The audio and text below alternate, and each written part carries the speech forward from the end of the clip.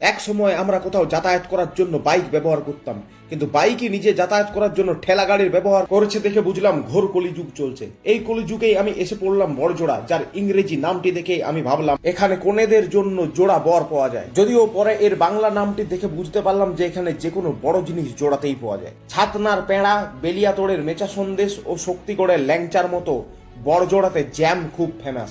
কিন্তু দুর্ভাগ্যের বিষয়, এই জ্যাম লাগিয়ে আপনি রুটি বা পাউরুটি কিছুই খেতে পারবেন না। রাজধানী কলকাতার পর বড়জোড়া তো মেট্রো রেলের সার্ভিস চালু হয়েছে দেখলাম। সরকারি ব্যাংক বা সরকারি অফিসে যেমন লাঞ্চ টাইমের ব্রেক থাকে, সেরকম সরকারি লটারিতেও যে লাঞ্চ ব্রেক থাকে এটা আমার জানা ছিল না।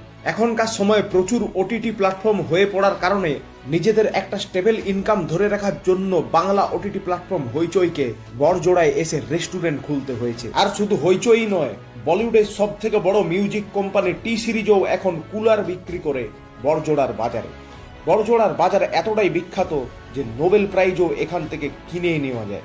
দোকানে চাবি লাগিয়েও দোকান খোলা আছে বলে তার দোকানের সামনে সাইকেল ও মোটরসাইকেল রাখতে বারণ করে এক দোকানদার, কিন্তু সবাই তারে ডোগলাপন্থী ধরে ফেলে এবং সব সাইকেল ও মোটরসাইকেল তার দোকানের সামনে এসেই দাঁড় করিয়ে দিয়ে চলে যায়। কলকাতার হলুদ ট্যাক্সিকে টক্কর দেওয়ার জন্য বড়জোড়াতেও ট্যাক্সি সার্ভিস চালু হয়েছে, যেটা দেখতে অনেকটা টোটোর মতো। ইনফ্রাস্ট্রাকচারের দিক থেকেও বড়জোড়া অনেকটা এগিয়ে। এখানে মানুষ চলাফেরা করার রাস্তা দোতলাতে পায়। এছাড়াও যাতে অনেকটা জায়গা বাঁচানো যায় তার জন্য ইলেকট্রিক পোলকেও রাস্তার উপরেই দাঁড় করিয়ে দেওয়া হয়েছে। বড়জোড়াতে মানুষের পাশাপাশি জীবজন্তুও অনেক বুদ্ধিমান ও কর্মদক্ষ। কুকুরও এখানে হার্ডওয়্যারের দোকান খুলে বসে আছে। যদিও এটা সব প্রাণীর ক্ষেত্রে প্রযোজ্য নয়।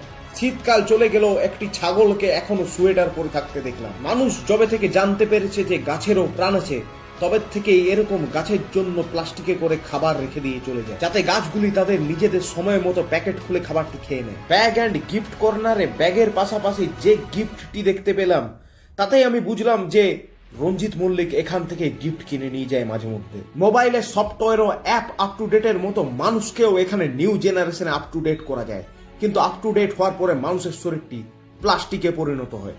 পরীক্ষাও এখানে পরীক্ষা হলে না হয়ে কেন ডায়াগনস্টিক সেন্টারে হয় আমি সেটাও বুঝতে পারলাম না। বড়জোড়াই এমন একটি জায়গা যেখানে ড্রেনে পরিষ্কার জল ভরার প্রচলন রয়েছে এবং তার জন্যই মাটির তলার থেকে জল তুলে কোথাও কোথাও ডিরেক্ট ড্রেনে চালান করে দেওয়া হচ্ছে। যে ভলভো কোম্পানি এত দামি দামি গাড়ি ও বাস বানায়, তাদেরকেও এখানে ট্রাম বানাতে হয়েছে, কারণ মানুষের এখানে ব্র্যান্ডেড জিনিস খুব পছন্দ। বড়জোড়াতে এসে শেষ পর্যন্ত আমার একটি ফ্যানের সাথে দেখাও হয়ে গেল।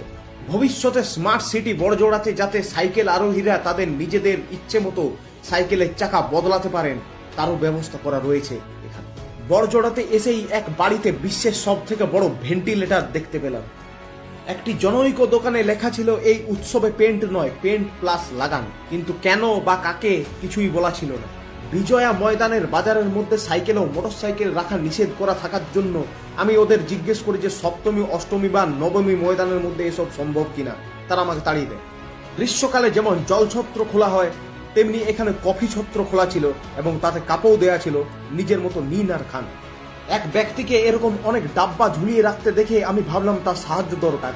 তার ডাব্বাতে 5 টাকা রাখার পর সে কেন রেগে গেল সেটা বুঝলাম না। বড়জোড়া ব্লগ এখানেই শেষ। বড়জোড়ার থেকে বাড়ি ফেরার পথে আমি বড়জোড়ার মানুষজনদেরকে এগিয়ে বলতে চাই, পড়লে মনে ডাকবে ফোনে, কিন্তু ফোন নাম্বার জোগাড় করুন নিজের দায়িত্ব।